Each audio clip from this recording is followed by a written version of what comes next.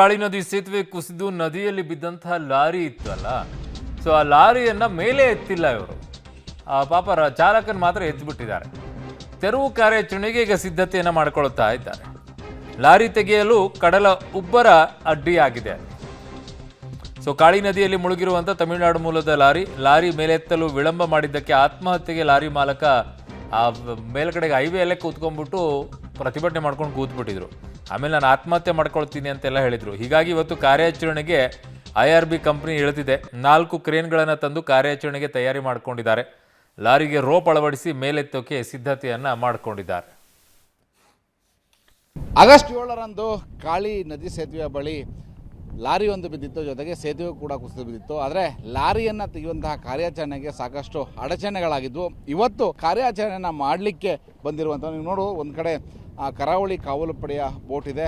ಹಿಂದೆ ಇದೇ ಬೋಟ್ ಮೂಲಕವೇ ಲಾರಿ ಚಾಲಕ, ಕೇರಳ ಮೂಲದ ಲಾರಿ ಚಾಲಕನನ್ನು ರಕ್ಷಣೆಯನ್ನು ಮಾಡಲಾಗಿತ್ತು.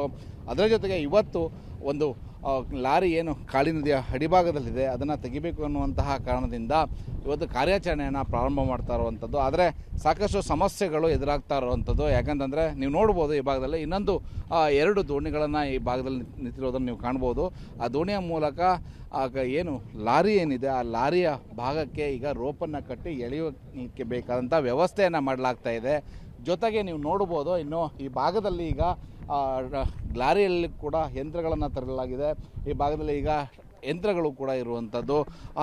ಲಾರಿಯ ಒಂದು ಏನು ರೋಪ್ ಏನಿದೆ ಆ ರೋಪನ್ನು ಹಾಕಿ ಎಳೆಯುವಂತಹ ಕೆಲಸವನ್ನು ಮಾಡಲಾಗುತ್ತೆ. ನೀವು ನೋಡ್ಬೋದು, ಈ ಭಾಗದಲ್ಲಿ ಈಗಿರುವಂತಹ ಒಂದು ಕಡೆ ಕರಾವಳಿ ಕಾವಲು ಪಡೆಯ ಒಂದು ಬೋಟ್ ಇದೆ. ಅದರ ಜೊತೆಗೆ ಸ್ಥಳೀಯ ಮೀನುಗಾರರು ಕೂಡ ಈ ಭಾಗದಲ್ಲಿ ಬಂದಿರುವಂಥದ್ದು. ಇನ್ನು ಈ ಭಾಗದಲ್ಲಿರುವಂತಹ ನೀವು ಈ ಭಾಗದಲ್ಲಿ ನೋಡ್ಬೋದು, ಕಬ್ಬಿಣದ ರೋಪ್ಗಳನ್ನು ಈಗ ತರಿಸಲಾಗಿದೆ. ಇದರ ಮೂಲಕ ಕಾರ್ಯಾಚರಣೆಯನ್ನು ಮಾಡಲಾಗುತ್ತೆ. ಆದರೆ ಒಂದೆಡೆ ಕಾಳಿ ನದಿಯ ಭಾಗದಲ್ಲಿ ಸಮುದ್ರದ ಒಂದು ಉಬ್ಬರ ಏನಿದೆ ಅದು ಹೆಚ್ಚಾಗಿರೋದ್ರಿಂದ ನೀವು ನೋಡ್ಬೋದು, ಸೇತುವೆಯ ಭಾಗದಲ್ಲೇ ಇರುವಂತಹ ಲಾರಿ ಸಂಪೂರ್ಣವಾಗಿ ಹೋಗಿರುವಂಥದ್ದು. ಹೀಗಾಗಿ ಕಾರ್ಯಾಚರಣೆ ಅಷ್ಟು ಸುಲಭ ಇಲ್ಲ.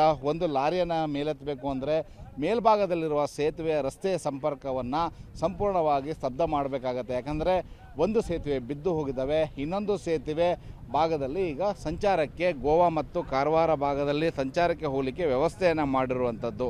ಆದರೆ ಈಗ ಲಾರಿಯನ್ನು ತೆಗಿಬೇಕು ಅಂತಾದರೆ ಇಲ್ಲಿಯ ಸಂಚಾರವನ್ನು ತಾತ್ಕಾಲಿಕವಾಗಿ ಬಂದ್ ಮಾಡಬೇಕಾಗ್ತದೆ.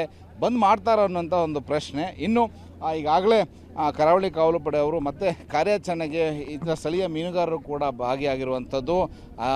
ಆದರೆ ಈಗ ಗಾಳಿಯ ಪ್ರಮಾಣ ಹೆಚ್ಚಾಗಿರೋದ್ರಿಂದ ಸದ್ಯಕ್ಕೆ ಇವತ್ತು ಕೂಡ ಕಾರ್ಯಾಚರಣೆ ಮಾಡಲಿಕ್ಕೆ ಸಮಸ್ಯೆ ಆಗ್ತದೆ ಅನ್ನುವಂತಹ ಮಾಹಿತಿಯನ್ನು ಕರಾವಳಿ ಕಾವಲು ಪಡೆಯ ಅಧಿಕಾರಿಗಳು ನೀಡ್ತಾ ಇರುವಂಥದ್ದು. ಇನ್ನು IRB ಕಂಪ್ನಿಯವರು ಅಧಿಕಾರಿಗಳು ಕೂಡ ಈಗ ಬಂದಿದ್ದಾರೆ. ಆದರೆ ಕಾರ್ಯಾಚರಣೆ ಎಷ್ಟರ ಮಟ್ಟಿಗೆ ಯಶಸ್ವಿ ಇವತ್ತು ಕಾಣುತ್ತೆ ಅನ್ನೋದು ಒಂದು ಪ್ರಶ್ನೆಯಾಗಿದೆ.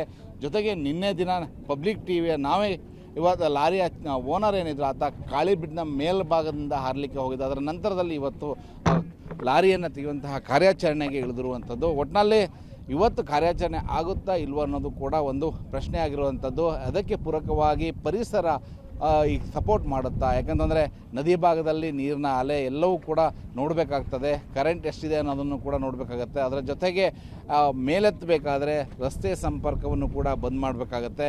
ಇವೆಲ್ಲವನ್ನು ನೋಡಿ ಕಾರ್ಯಾಚರಣೆ ನಡೆಯಲಿದೆ. ಕ್ಯಾಮರಾಮನ್ ಸುರೇಂದ್ರ ಜೊತೆ ನವೀನ್ ಸಾಗರ್, ಪಬ್ಲಿಕ್ ಟಿವಿ, ಕಾರವಾರ.